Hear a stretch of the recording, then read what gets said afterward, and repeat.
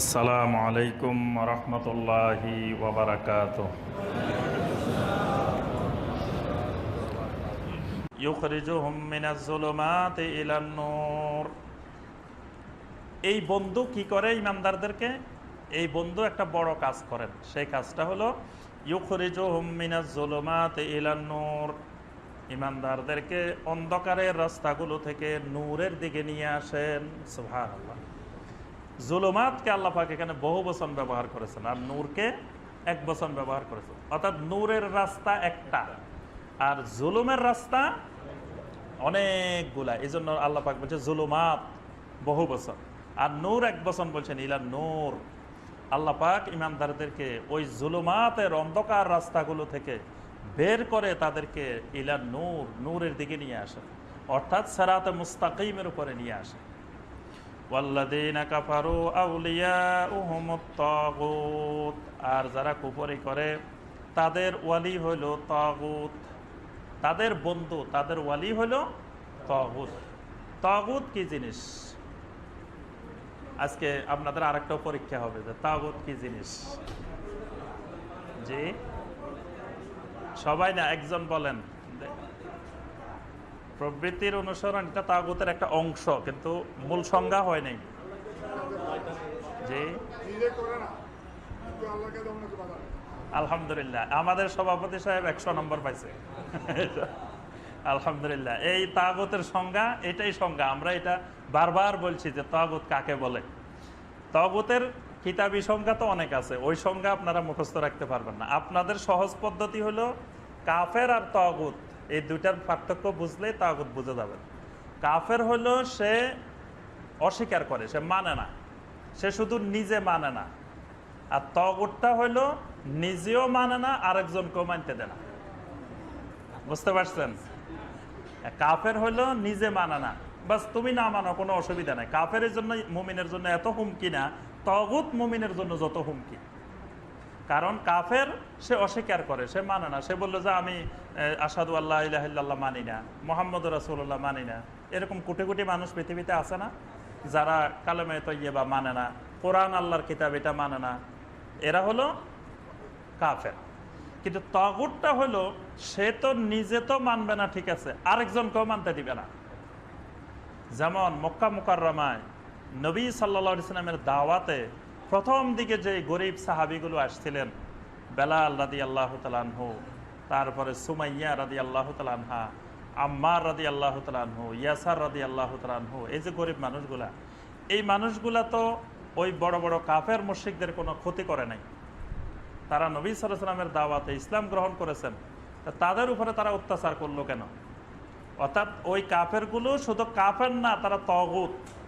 তারা নিজেরাও মানবে না, আরেকজনকেও ইসলাম গ্রহণ করতে দিবে না। এই যারা এই কাজটা করে, এই কাজটা অনেক ব্যাপক। এটা আপনার নফস তাগুত, বা যে বলছে প্রবৃত্তির অনুসারী, এই প্রবৃত্তিটাও একটা তাগুত। প্রবৃত্তির কাজ হলো সে নিজেও দিন মানবে না, আপনাকেও মানতে দিবে না। আপনি চাচ্ছেন ফজরের সময় ঘুম থেকে উঠার জন্য, কিন্তু আপনার নফস তাগুত, এই তাগুতে আপনারা ঘুম থেকে উঠতে দিতেছে না। বলতেছে যে আরে তোর সারা রাত ঘুম হয় নাই, এখন কি মজার ঘুম, একটু ঠান্ডা হয়েছে, এখন উঠবি কেন? একটু মজার ঘুম ঘুমাই নে, তারপরে উঠবি। এই যে আপনি ফজরের নামাজটা পড়তে পারলেন না, কার কারণে? এই এই নফসের কারণে। এই নফসটা আপনার জন্য তাগুত। এই জন্য এই নফসের দমন করার জন্য বিভিন্ন জন যুগে যুগে বিভিন্ন পন্থা অবলম্বন করছেন। এক গ্রুপ হইল নফস যেহেতু এত বেয়াদব, এই বেয়াদবের মারিয়ে ফেলতে হবে, বুঝছেন? এক গ্রুপ খুব কঠোর। এজন্য আগেকার যুগের দেখবেন অনেক সুফিদের জীবনী পড়লে যে কনকনে শীতের মধ্যে রাতের 1টার সময় উঠে পুকুরে গোসল করতে নামছে। কেন এত রাত্রে গোসল কেন? যে তার টার্গেট হলো যে এই বেয়াদবের মারিয়ে ফেলতে হবে শীতের মধ্যে দিয়ে, যেহেতু সে আমাকে খারাপ পথে পরিচালনা করে, এজন্য তাকে জীবন্ত রাখা যাবে না। এজন্য প্রবৃত্তিকে একেবারে দমায় ফেলতে হবে।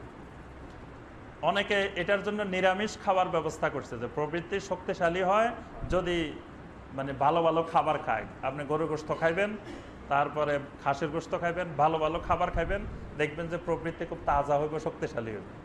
এজন্য খাবার বন্ধ করি আপনি শুধু নিরামিষ বুঝি হয়ে যাবেন, তো এইটা দুর্বল হয়ে যাবে, বাস আপনি সাধনা করতে, আবাদত করতে আর অসুবিধা হবে না। এটাকে দমন করার জন্য বিভিন্ন জন যুগে যুগে বিভিন্ন পন্থা নিয়েছেন, কিন্তু এই সব পন্থা নিজেদের বানানো পন্থা।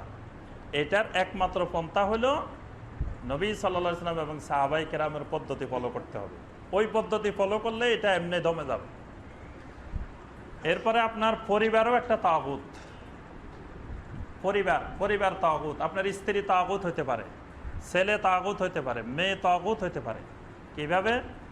আপনি চাচ্ছেন হালাল রিজিক দিয়ে আপনি জীবন নির্বাহ করবেন, কিন্তু আপনার স্ত্রী চাচ্ছে না, এই রমজানে আমার বাজেট হলো 50,000 টাকা। স্ত্রী বলে দিছে যে ঈদের বাজেট 50,000 টাকা, এখন আপনার ইনকাম হলো 10,000 টাকা, তা 40,000 টাকা আপনি কই পাবেন? তখন আপনি অবৈধ ইনকামের দিকে আপনি হাত বাড়াইলেন। এই হাতটা কার কারণে বাড়াইছেন? স্ত্রীর কারণে। ওই স্ত্রী তাগুত। এজন্য আল্লাহ পাক বলেন তাব্বাত ইয়াদা আবি লাহাবিন ওয়া তাব মা আগনা আনহু মালুহু ওয়া মা কাসাব সায়াসলা নারান যাতা লাহাবিন ওয়া ইমরাআতুহু। আবু লাহাব তাগুত হয়েছে ওই স্ত্রীর কারণে। এজন্য আল্লাহ পাক বলছেন শুধু আবু লাহাব একা ধ্বংস হবে না, ওয়া ইমরাআতুহু, তার স্ত্রীকে সহ তাকে জাহান্নামে নিক্ষেপ করা হবে। এখানে স্ত্রী তাগুত। ওই দিন এক ভাই গত কয়েকদিন আগে আমার কাছে ফোন করছেন, 17 বার ফোন করছেন একটা মাসালা জিজ্ঞেস করার জন্য। আচ্ছা, ফোন করার পরে 17 বারের সময় পাওয়া গেছে। পাওয়া যাওয়ার পরে আমাকে অনেকক্ষণ কথা বললেন। সর্বশেষ কথা হলো উনি বড় একটা চাকরি করেন, কিন্তু ওনার পরিবারে খরচ হয় না। উনি এই জন্য বাধ্য হয়ে সুদের আশ্রয় নিয়েছেন। 40 লক্ষ টাকা উনি এই ইয়াতে রাখছেন, কি বলে এটা, হ্যাঁ ফিক্সড ডিপোজিট না, বাংলাদেশ ব্যাংকের একটা ইয়ে আছে না, যে সঞ্চয়পত্র, হ্যাঁ সঞ্চয়পত্র কিনে রেখেছেন। ওইটা থেকে প্রতি মাসে মাসে ইন্টারেস্ট আসে, ওই ইন্টারেস্ট দিয়ে পরিবারের খরচ চালান। তা আমি বললাম আপনি এত বড় চাকরি করেন তারপরেও খরচ হয় না কেন? কয় ভাই ওই কথা বলতে গেলে তো বড় বিপদ।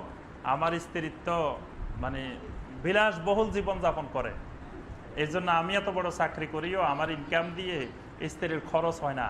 লাস্টে স্ত্রী আমাকে বাধ্য করেছেন যে তুমি 40 লক্ষ টাকা আমার নামে এই সঞ্চয়পত্র কিনে রাখো, প্রতি মাসে এটার ইন্টারেস্ট আমি নিয়ে আসবো আর খরচ করবো। তাহলে দেখেন এখানে উনি বাধ্য হচ্ছেন ওই সুদ খাওয়ার জন্য। কার কারণে? স্ত্রী তাগুত। সন্তান সন্ততির কারণে অনেকে দিন পালন করতে পারে না, ওই সন্তান সন্ততি তাগুত। যেই মা বাবার কারণে ছেলে মেয়ে দিন পালন করতে পারে না, ওই মা বাবাও তাগুত। দেখা যাবে অনেক সন্তান দাড়ি রেখেছে, ছেলে দাড়ি রেখেছে, তখন মা বাবা বলে যে ছোট ছেলে এখনো শিশু, এখন শিশুর যে দাড়ি উঠে গেছে এই খবর তো আর মা বাবার নাই। মা বাবার কাছে তো 50 বছর হইলেও শিশু, 60 বছর হইলেও মা মনে করে শিশু, কিন্তু ছেলে যে বুড়া হয়ে যাচ্ছে সেটা তো মা জানে না, মার কাছে কিন্তু শিশু। এখন বলে যে এত ছোট ছেলে দাড়ি রাখবে কেন? মা বাবা অনেক সময় আপত্তি করে যে এখন দাড়ি রাখলে বিয়ে করাইতে পারবো না, বিয়ে করাইতে গেলে সমস্যা হবে, যে ছেলে দাড়ি রেখেছে আবার।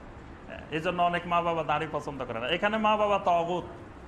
এই মসজিদেই আমাদের একজন ভাই একদিন আমাকে বলছেন যে ফজরের সময় উনি জামাতে আসতে চান, ওনার আব্বা আম্মা আসতে দেয় না, ফজরের জামাতে আসতে দেয় না। তাহলে এখানে কার কারণে উনি ফজরের জামাত মিস হচ্ছে? মা বাবার কারণে। ওই মা বাবা তাগুত। এইভাবে আপনি হিসাব করলে আপনার নফস তাগুত হইতে পারে, তারপরে পরিবার, স্ত্রী, ছেলে মেয়ে, মা বাবা, তারা তাগুত হইতে পারে, সমাজও তাগুত। অনেক কিছু আছে আপনি আল্লাহর ইবাদত করতে চাচ্ছেন কিন্তু সমাজের বাধার কারণে পারতেছেন না।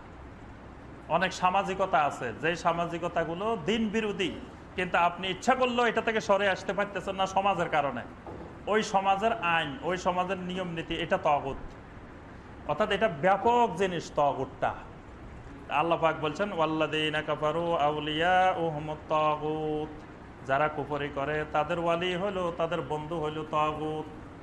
ইউখরিজুনাহুম মিনান নূরি ইলাজ যুলুমাত, তারা তাদেরকে নূর থেকে জুলুমাতের দিকে নিয়ে যায়।